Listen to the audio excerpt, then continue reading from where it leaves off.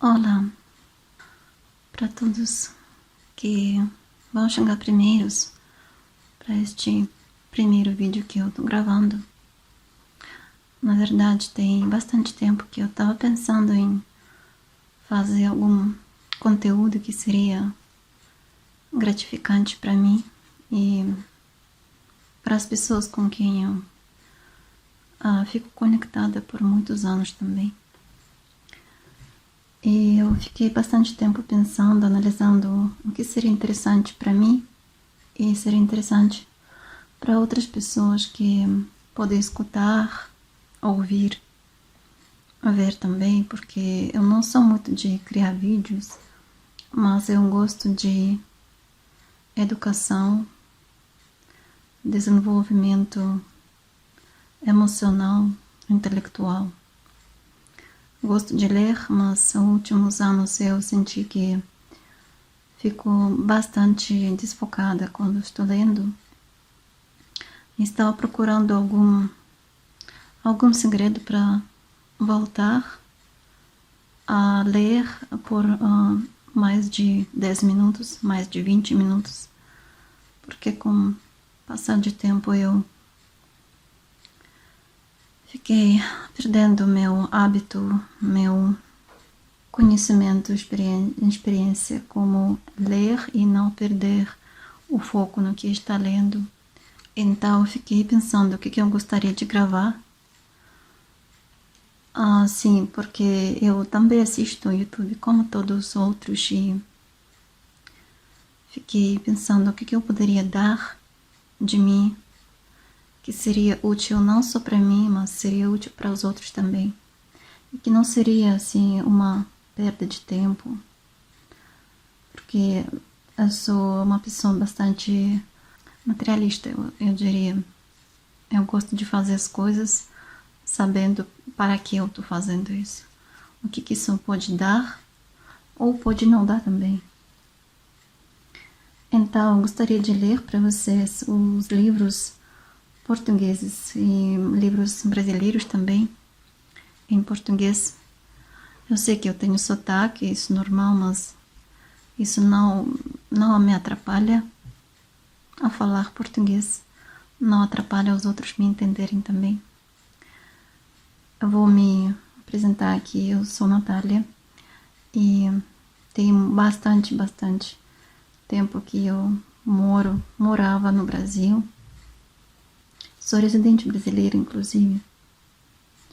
Hoje eu sou tradutora, economista formada, mas tem algumas coisas que a gente tem lazeres vários por tempo, né? Durante a vida, alguns lazeres chegam, outros se vão. Então, estou no momento quando belas artes estão partindo da minha vida.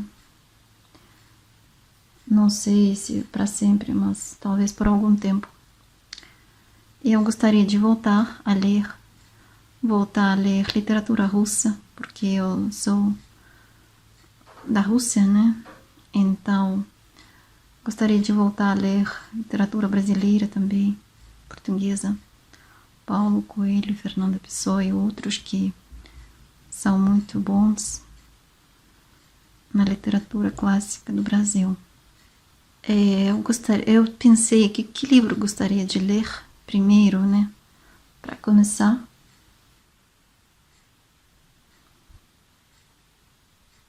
O primeiro livro que eu vou ler para vocês tem o meu nome, na verdade, e eu confesso que eu nunca cheguei a ler este livro antes, mas ele foi dado para mim por uma pessoa bem querida.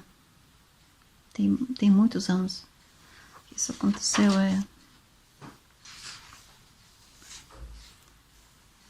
2010. Então, este livro esperou por bastante tempo para ser lido. E hoje é escolhido para abrir uma história para mim e para vocês também.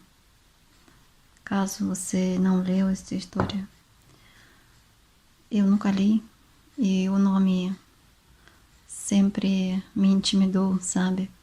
Cárcere de Nathalie e tá ligado com o meu nome, então um pouquinho assim assustador, mas acredito que o autor fez um trabalho maravilhoso, uma obra maravilhosa. Roberto Caldeira Júnior. Vamos começar. Tem aqui a bússola que eu mantenho comigo do meu avô.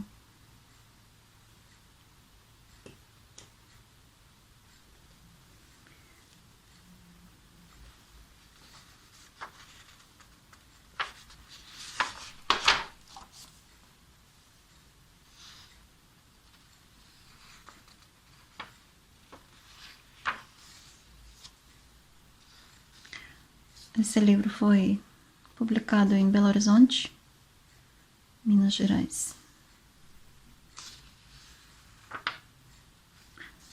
Ficção brasileira e prosa lírica.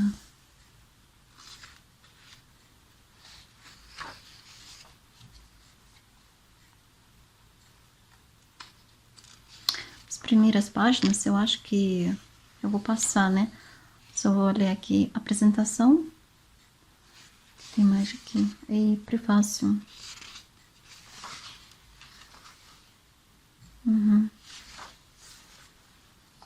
Então é isso.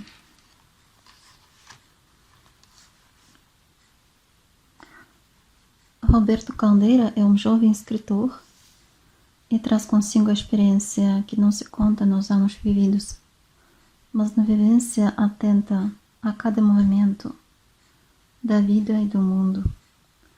Sua aproximação aos problemas sérios da vida se dá com a parcimônia de quem toca o mistério.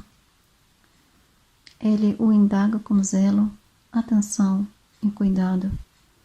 A finitude, o amor mais difícil de ser vivido. Esse é o tema liberador.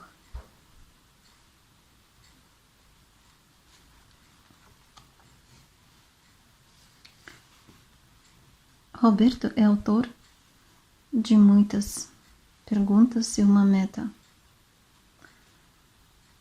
Seu estilo conduz o interlocutor a desconcertar-se e rir-se antes de mais nada de si mesmo.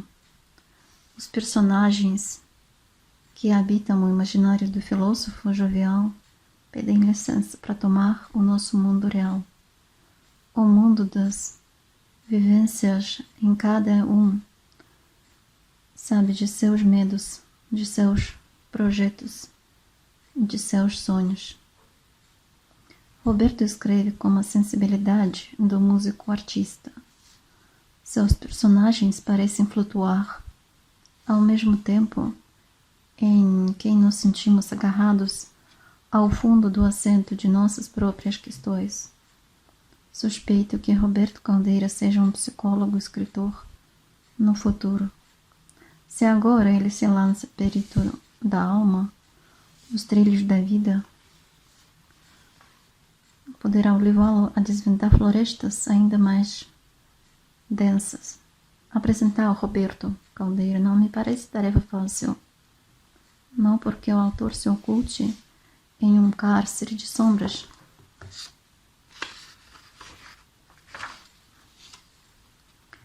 mas porque nele se contempla um futuro promissor, um horizonte muito vasto de possibilidades.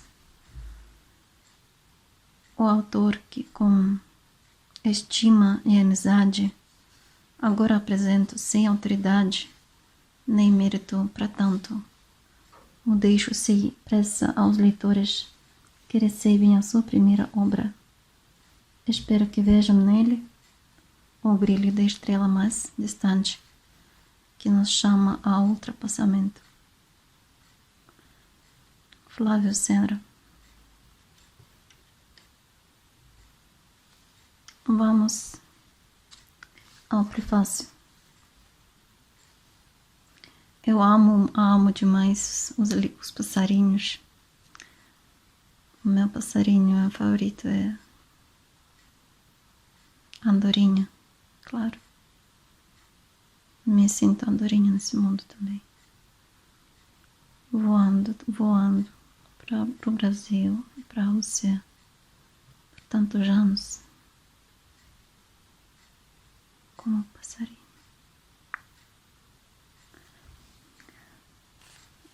Prefácio. O texto que ora se apresenta nas páginas a seguir é surpreendente em múltiplos aspectos. A narrativa subjetiva e intimista introduz o leitor no mundo de Nathalie, que busca sofregamente clarear a identidade de sujeito capaz de designar a si mesmo ao significar o mundo. A reconstrução da história de vida pela mediação da narração poética e em prosa conduz uma dimensão temporal tanto de si como da própria ação. A identidade dos sujeitos se processa no âmbito da semântica da ação e auxilia a aproximação com uma pessoa do leitor para interpretar a aliança, subjetividade e razão. Seria narrar interpretar, sim, quando os personagens falam de si mesmos ao mundo interior projetado na narração, vinculado a uma realidade exterior de sua cultura. O sujeito se designa a si mesmo ante o outro e o mundo, através dos signos significantes traduzidos na narração. A identidade pessoal dos personagens Nathalie, Elend, Schlange, Erchaft e Kalon é uma problemática envolvida na existência coletiva, reproduzida na via temporal. Existiria uma estrutura de experiência humana capaz de integrar as narrativas históricas e de ficção.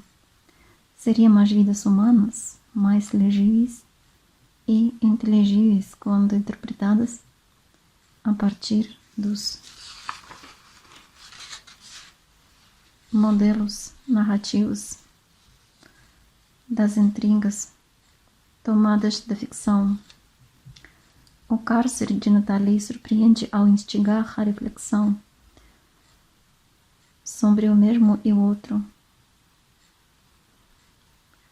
Na tríade descrever, narrar, prescrever, destaca-se o exercício de constituição de si mesmo e identidade do sujeito submerso na trama existencial no cárcere de Nathalie, e a identidade se manifesta em paradoxos múltiplos, a traduzir uma penúria no reconhecimento de si mesmo e ultrapassa o tempo presente em um jogo entre passado, presente e futuro. A vida é enigma, mistério. O lugar da identidade constitui um espaço de aporias, contradições. Contudo, a vida é também sonho e desejos, cheios de imagens criadas pela subjetividade de cada singularidade, enraizada na cultura do vivido e particularidade do ser. Sonho, enigma, mistério, desejos, confessos e inconfessos, alegrias. Tal como o papel do coro nas tragédias gregas, as falas em poemas surpreendem e instigam o leitor a refletir sobre o sentimento do trágico, do mal, da falta, antinomia bem-mal, do tormento do ser na angústia existencial. As páginas seguintes convidam o leitor a uma imersão no cárcere de Nathalie para, através de seus personagens, interpretar-se na totalidade paradoxal do si mesmo e da trama espelhada no mundo finito. Antônio Aurélio Oliveira Costa. Moria. Ah, certo, falar moria. Demência significa em grego. É a palavra grega, pelo visto.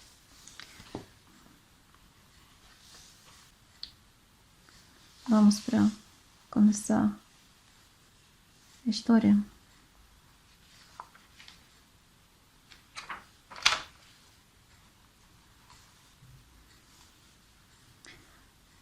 A notícia sobre aquele derradeiro instante ficou detida nas mãos daquela mulher. Os olhos confusos de Nathalie tinham a mão posta dela e perdidos observavam a colina cheia de ipés roxos. Sua mente estava totalmente vazia e ela não se entregava a esse vazio. Já tinham se passado 3 meses. Quem estava mais achegado a ela tinha certeza de que isso era uma coisa de pouca importância. Nathalie nunca se envolveu de fato com ele e também tudo foi feito por ela. O que iria lastimar? Diziam essas palavras às pessoas, ocupadas demais com os preparativos da comemoração e que por isso não podiam deter-se na miudeza de um fato já passado e até que esquecido por ela. Que felicidade! Você venceu mais de uma etapa na vida. E agora é uma mulher de exemplo, diziam para Nathalie, ligadas por uma necessidade perversa e recíproca que não liberta ambas. O sigilo e o assentimento tornaram-se seus maiores aliados. Por isso esse assunto virou um ato proibido, inteiramente temível de se realizar.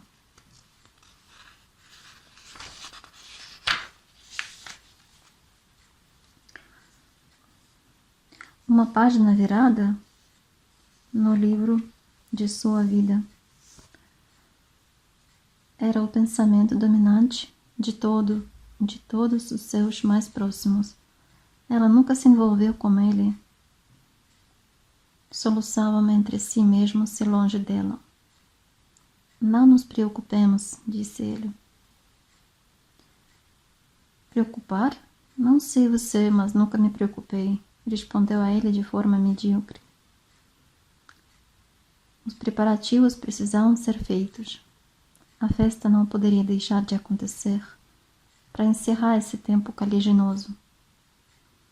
Era fim de primavera, uma estação tão cheia de vida, mas extremamente nebulosa naqueles últimos tempos.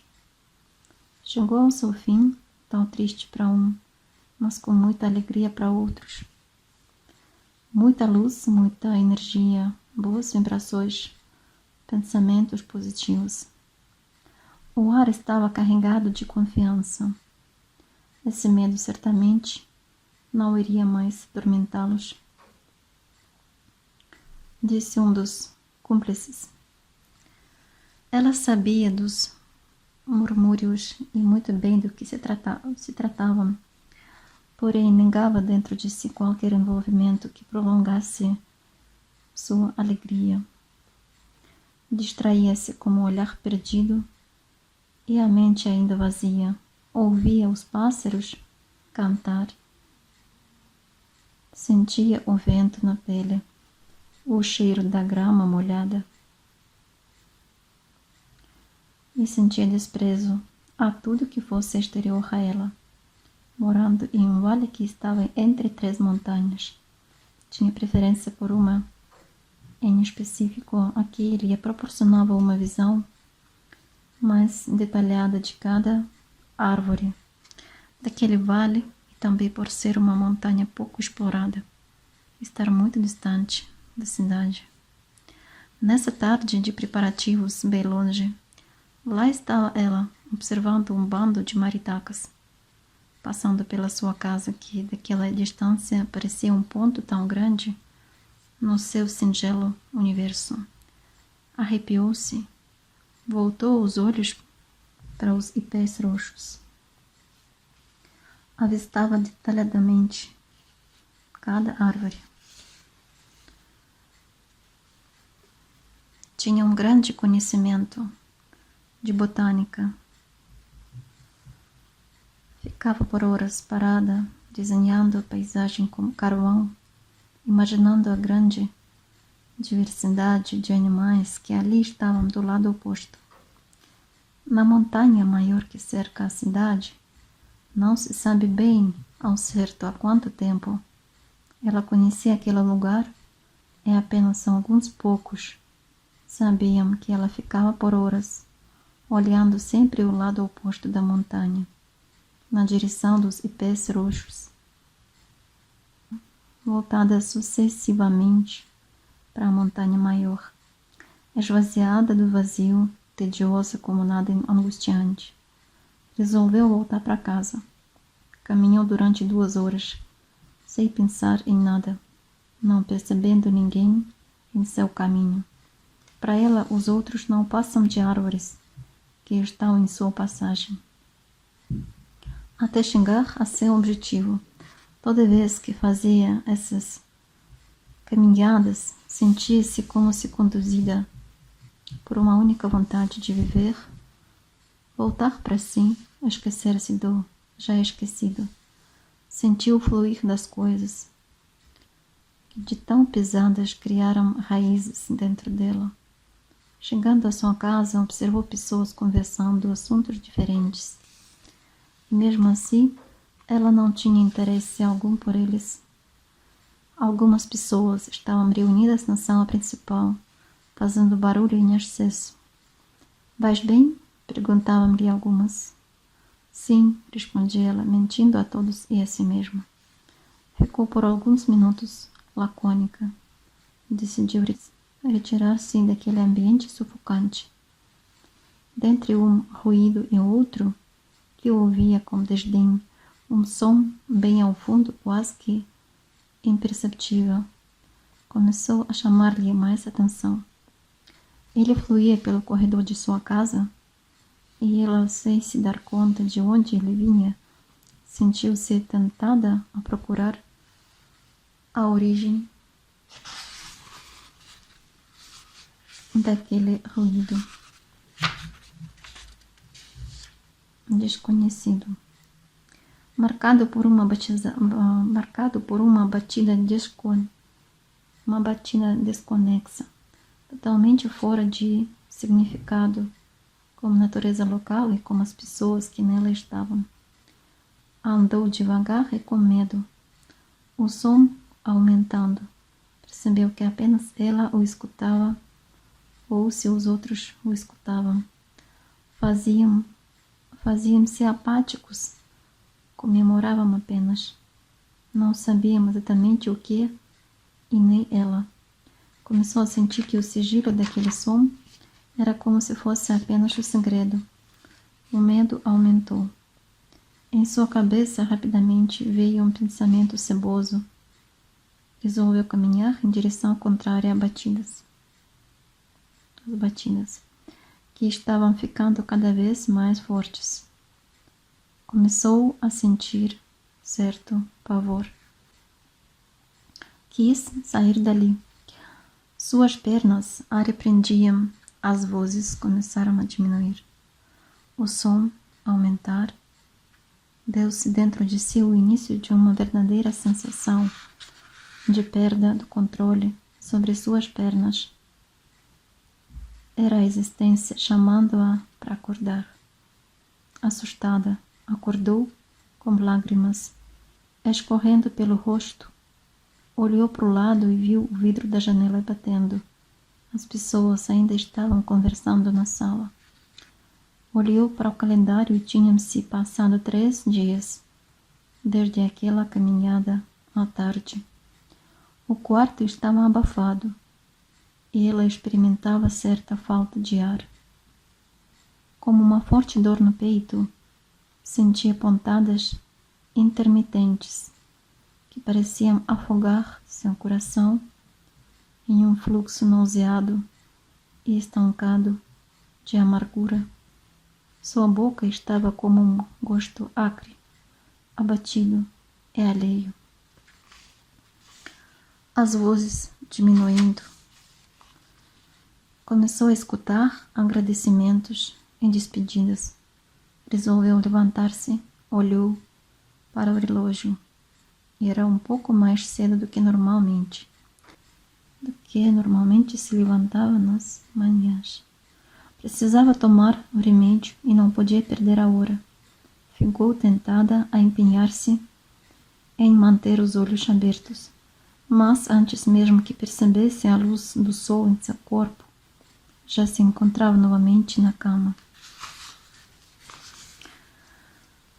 esperando a ocasião exata em que normalmente se levantaria.